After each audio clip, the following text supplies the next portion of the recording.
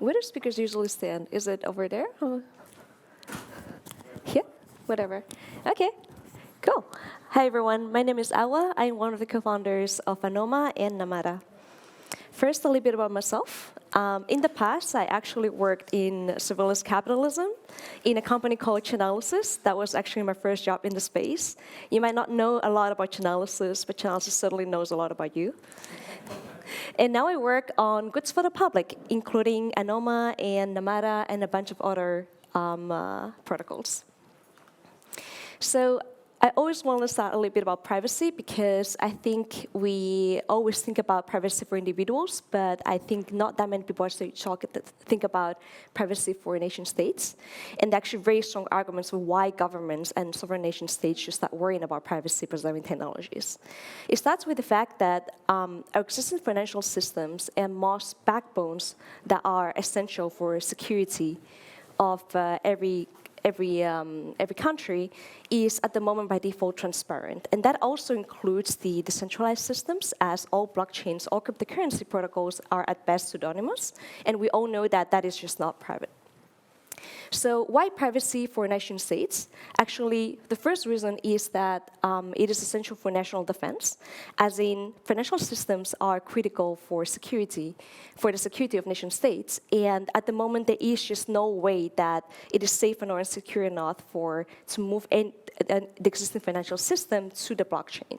So in order to because what we're doing right now is making it extremely easy, not for only other nation states, but any agent out there that is able to download the data and perform any kind of statistical analysis on the data to basically anonymize and figure out what is any other government doing with all the financial data.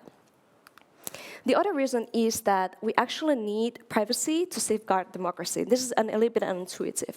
It is the fact that most systems and applications on Web 2 are also transparent by default.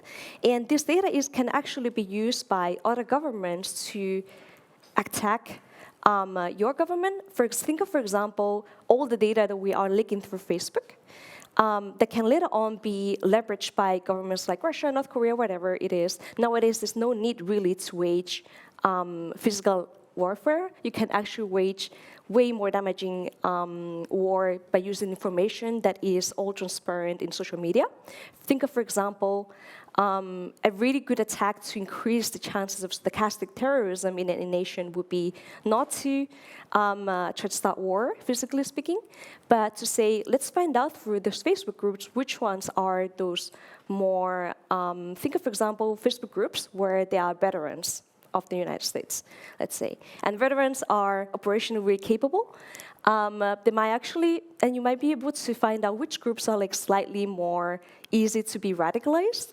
And to those people, you can actually target a lot of information around like, look, this is what happened during war. Are you upset about this? And this, it doesn't really matter if it's not successful with a specific group. But if you do this at scale with many groups, you can slowly increase chances of one of them actually flipping and then doing something pretty radical on the ground.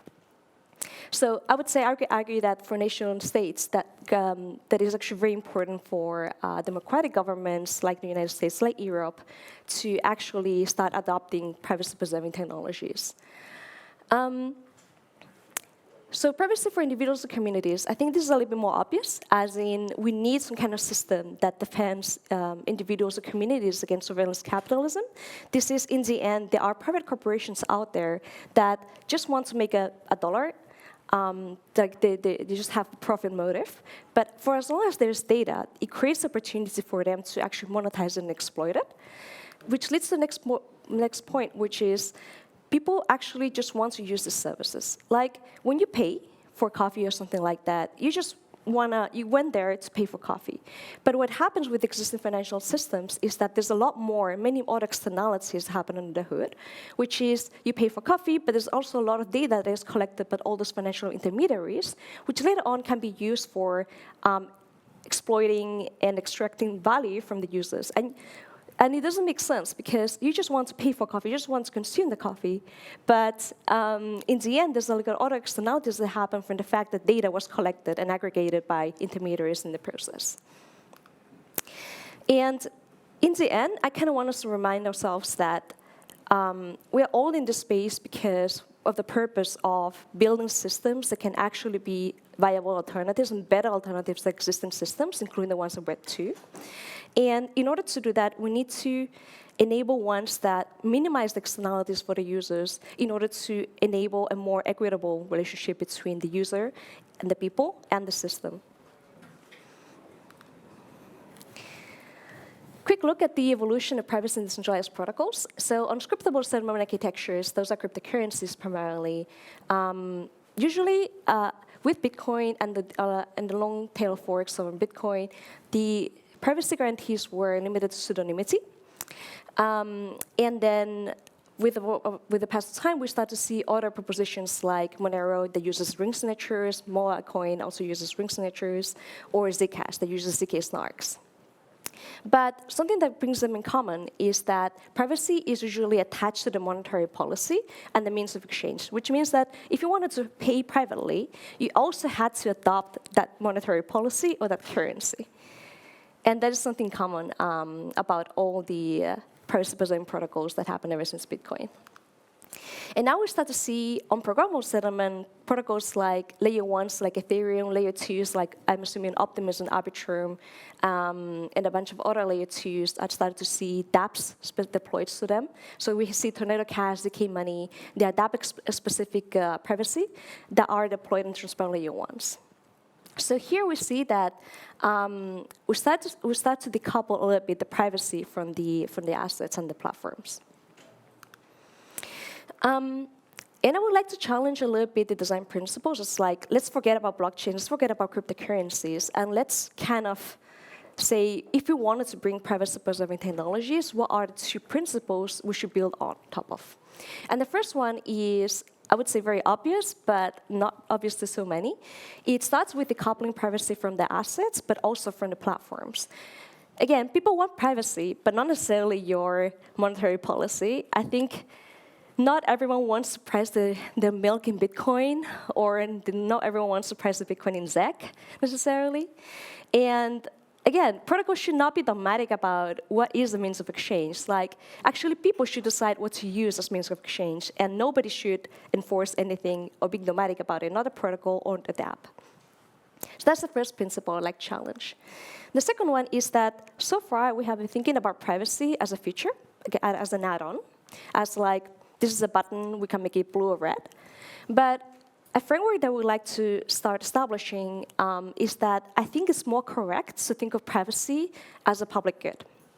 And public goods in economics have actually usually two properties. They are non-excludable, meaning that nobody is able to deprive access to it, access from it.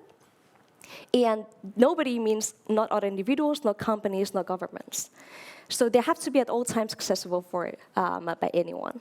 And they have to be, they're actually non-reverse and anti-reverse, which is something really unique, really specific to privacy sets and privacy. If you think about anonymity sets, what makes them anti-reverse is the fact that actually the more people use it, the more benefit everyone else gets out of it. And yeah, I would say if we start thinking about privacy as a public good, we will probably have the right framework and the right design choices and criteria to design privacy-preserving technologies. And this is what led us to design Namada. Namada is privacy as a public good. Concretely, it is a layer 1 protocol for asset-agnostic interchain privacy. It provides Zcash-like shielded transfers to deploy ZK snarks. It reach a point where we can actually start generating proofs on browser, also edge devices, so on browser, on mobile. This is for any assets. Again, decoupling the assets from the privacy from the platform, from the protocol.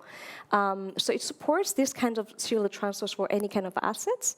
At the moment, in the short term, it's going to support fast finality chains, Ethereum, etc. And It deploys some cool cryptography that allows all assets to share one common anonymity set. So think about, for example, NFTs and fungible assets from Ethereum, including the native asset of Namada. They will all share one anonymity set, which is a really desirable property to have. For example, think of an NFT that is very low volume, but is very high value. Then it really benefits from, it looks basically indistinguishable from a transfer from just a base, let's say an ETH transfer or a transfer of the native asset. A few second latency and near zero fees, and it deploys a bunch of interesting mechanisms to fund privacy as a public good. We'll talk a little bit about it later. Namada is Anoma's first fractal instance. What is Anoma? There's going to be a talk tomorrow about it, so check it out. Here's an architecture overview. I won't go through the details, just for you to look into some of the most interesting pieces here and there. Namada is a layer 1. So at the middle, we have the kind of like the base of the ledger and the protocol. So at the bottom, peer-to-peer, ledger, consensus execution governance, it actually uses Tendermint core. And on top of it, we just validate the predicates, which is designed for smart contracts. This is actually not so important for Namada, but it will be important for Anoma. And so a few interesting components that are actually deployed and implemented as validated predicates are the MSP and convert circuit, which is the thing that provides the one anonymity set. The proof of stake part, the public goods funding mechanisms, a bunch of governance features. The way it connects to other chains, so you can actually get privacy for assets that were generated in other chains, which is a very important point for Namada. Namada is not about you create the assets on this chain. It is more about the assets were created in other chains, and you want to retrofit privacy somehow. So the way it connects to fast finality BFT chains, think of Cosmos, Osmosis, whatever chain that uses the Cosmos SDK or has a notion of fast finality. We connect through it by IBC connectors. And in the cases of chains that have not yet the notion of fast finality, we have built some custom bridges. The first one that we built is the custom bridge to Ethereum. And we decided to build it ourselves because out of all the other architectures out there, we wanted one that prioritized the highest assurance and security for the user. And actually, this design just has that parameter in mind, just maximize that parameter. We also have submitted a proposal to build a custom bridge to Zcash. That is in the Zcash governance forum. You can check it out. And there might be other chains that we might be looking into that might also need a similar but adapted bridge design. And we're building Namada in a fully vertically integrated way. So we kind of feel like we hear the tagline of UX is very important, which is true. And I think like part of the reason why shielded transfers hasn't been adopted is due to the UX. So the way we are going to be launching Namada is that there's going to be an end user interface that is browser-based, like the very first versions. And you will be able to do directly shielded transfers for any assets just using the browser application. So there's a few other things that are kind of very interesting to look into. We've just spoken about the MASP and convert circuit. So the MASP provides one anonymity set for every asset. It is actually an upgrade to the Zcash sapling circuit. And it comes with a second upgrade, which is the convert circuit. That allows us to create shielded set rewards, as in a way to reward people for using shielded transfers over transparent transfers, because Namada actually supports both, and it's up to the user which one they want to use. But we are actually able to provide carrots for people who use the anonymity set, who do contribute to the anonymity set. The proof of stake mechanism comes with a couple of innovations. It comes with a variant of the F1 fee distribution mechanism that allows you to, basically you do not need to span the network to delegate and delegate and things like that. It all happens automatically, especially the compounding effect.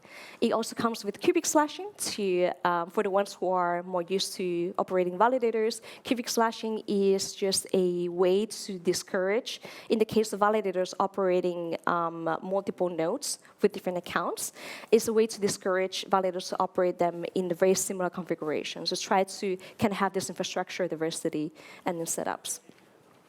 Then we have, with PGF mechanisms, proactive and retroactive PGF mechanisms, we can go a little bit more into later. And the way governance works with, there is actually a treasury dedicated to funding public goods.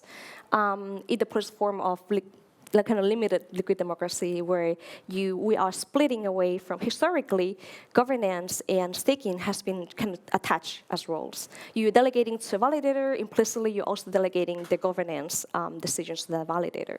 But on Namada, we're actually splitting those roles where you can delegate on one hand for staking and for securities validators, but then you can also delegate to another third party that's nothing to do with staking to make decisions on the funding for public goods.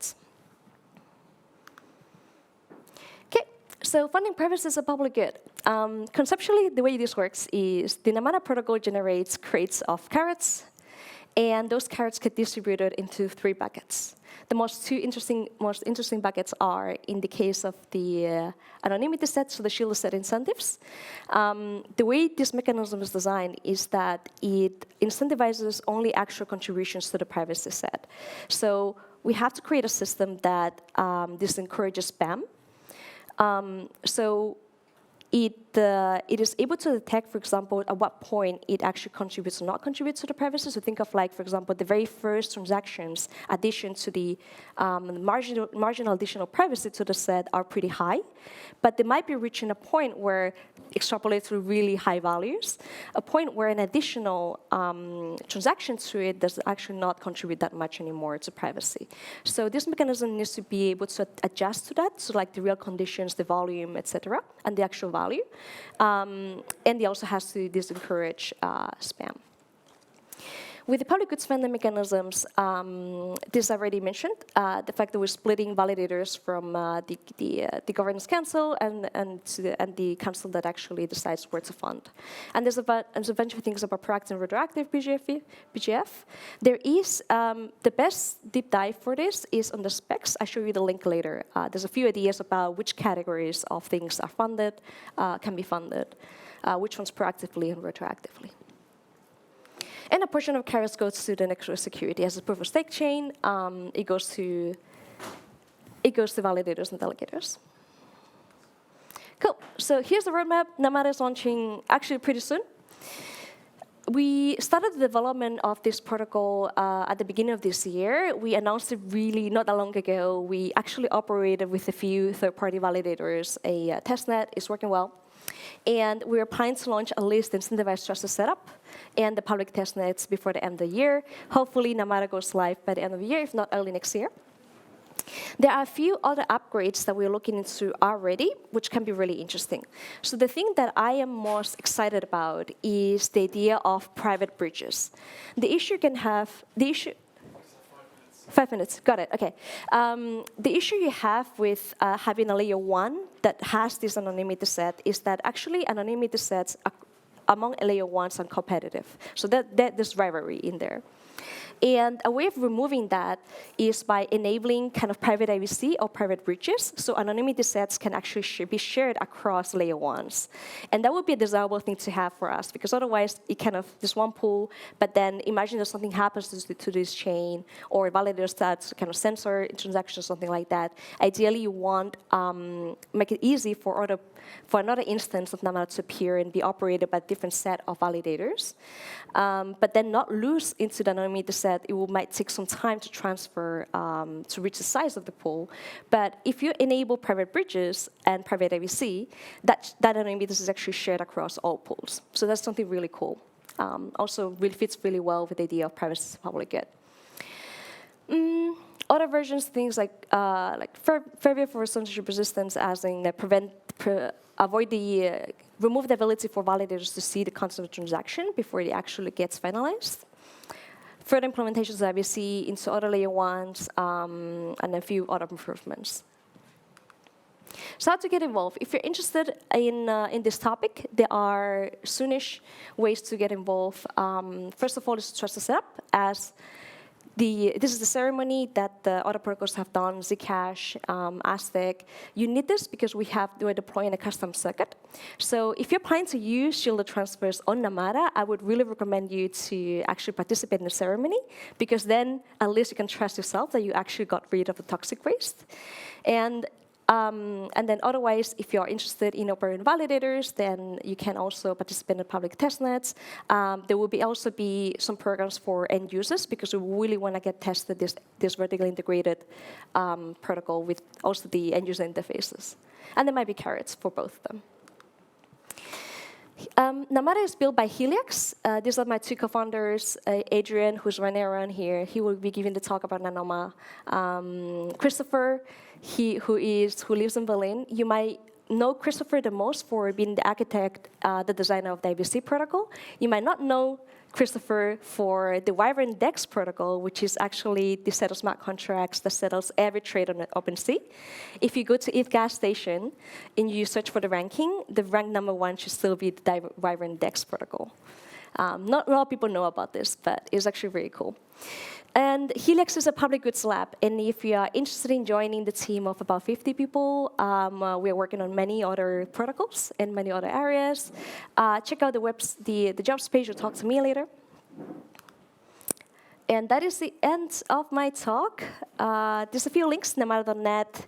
The code base is open source. The specs are open source. Everything's open source. Yeah. Thank you.